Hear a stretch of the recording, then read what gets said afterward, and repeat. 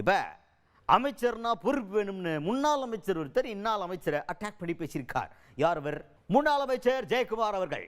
அவர் தான் இப்போ அவர்கிட்ட என்னன்னா சேகர் பாபு அவர்கள் சமீபத்தில் நம்ம ஊடக நண்பர்களை கொஞ்சம் ஹார்ஷாக டீல் பண்ணார் அப்படிங்கிறது ஒரு குற்றச்சாட்டு. இந்த குற்றச்சாட்டை பார்த்ததுக்கப்புறமா முன்னாள் அமைச்சர் ஜெயக்குமார் அவர்கள் என்ன சொல்கிறாருன்னா, என்ன இப்படியா நடந்துக்கிறது அப்படின்னு சொல்லிட்டு சேகர் பாபு அவர்களை அட்டாக் பண்ணி பேசியிருக்கார். அது மட்டும் இல்லாமல் வழக்கமாக இந்த மாதிரி விஷயங்களுக்கு யார் பதில் சொல்ல வேண்டும்? அமைச்சர் நேரு அவர்கள் தான் பதில் சொல்லணும். இவர் யாருங்க, இவர் எதுக்கு சொல்கிறாரு அப்படின்ற மாதிரி இவர் வேற கேள்வி கேட்டிருக்கிறாரு முன்னாள் அமைச்சர் ஜெயக்குமார் அவர்கள். இங்கே சென்னையினுடைய அது வடசென்னையினுடைய அமைச்சராக இருக்கின்ற சேகர்பாபு ஒரு ஆணவத்துடைய உச்சம் திமிருடைய உச்சமாக, குறிப்பாக ஒரு நிருபர் கேள்வி கேட்டால் பதில் சொல்லும். உடனே நீங்கள் கேட்குறீங்க என்ன கேள்வி கேட்டால் பதில் சொல்கிறோம்.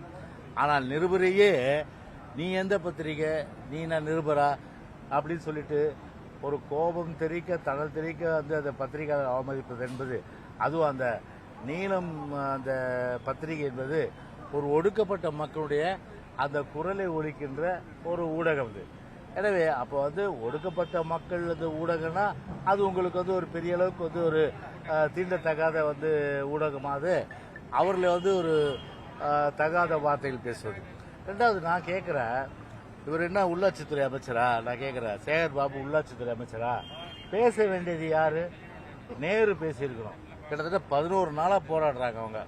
ஒட்டும் மழையிலையும் சரி வெயிலையும் பார்க்காம கடுமையான அளவுக்கு பார்த்தீங்கன்னா அவங்க அண்ணன் தண்ணி இல்லாமல் கிட்டத்தட்ட அவ்வளோ தூரம் போராடிட்டு இருக்காங்க. அவங்க இப்போ ஒரு கட்ட பஞ்சாயத்தை பேசுறீங்க. நீங்கள் உள்ளாட்சித்துறை அமைச்சர் என்ன பண்ணுறாரு? முதலமைச்சர் ஸ்டாலின் சென்னையில் இருக்காரு. ஏன் தூய்மை பணியாளர் அழைத்து பேசுறதுல என்ன உங்களுக்கு தயக்கம்? தூய்மை பணியாளர்கள் சென்னை மாநகராட்சியில் உட்காந்து ஒரு 5 நிமிஷம் கூட்டு பேசுறதுல என்ன தயக்கம் உங்களுக்கு?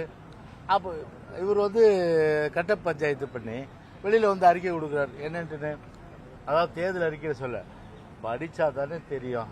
தமிழே படிக்க தெரியாதவங்களுக்கு எப்படி தேர்தல் அறிக்கை பற்றி தெரியும்? தமிழே படிக்க தெரியாதவங்களுக்கு தேர்தல் அறிக்கையில் என்ன இருக்குன்னு தெரியும். 285 பார்க்க சொல்லுங்கள். அதில் ஊராட்சி, உள்ளாட்சி, பள்ளிகள், மாநகராட்சி எல்லா பகுதியிலும் வேலை செய்கின்ற தூய்மை பணியாளர்களுக்கு அவங்க பணி நிரந்தரம், பணி ஓய்வூதியம், பணி நிலுவைத் தொகைகள் எல்லாம் வழங்கப்படும். எல்லாம் வழங்கப்படும். சொன்னது யாரு? சாட்சாத்து இதே இவருடைய அருமை தலைவராக இருக்கின்ற ஸ்டாலின், இவருடைய அருமை முதலமைச்சராக இருக்கின்ற ஸ்டாலின். ஸ்டாலின் தானே தேர்தல் வாக்குறுதியாக சொன்னார். அதை சொல்லுங்க. அது ஒரு தமிழ் படிக்க தெரியாதவங்க